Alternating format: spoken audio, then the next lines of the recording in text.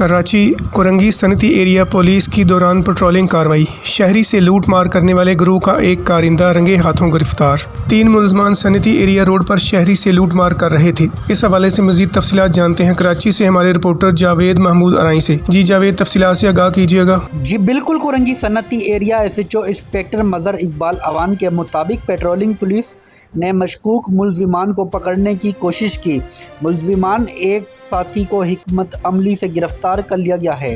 گرفتار ملزم سے اسلحہ، ایک پسٹل اور چھینا ہوا موبائل فون برآمد۔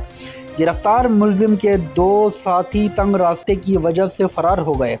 گرفتار ملزم اسٹریٹ کرائم کی بیشتر وارداتوں کا انکشاف بھی ہوا ہے۔ فرار ملزمان کی تلاش کے لیے چھاپے مارے جا رہے ہیں۔ گرفتار ملزم کی شناخت عدنان ولد محمد ادریس کے نام سے ہوئی ہے۔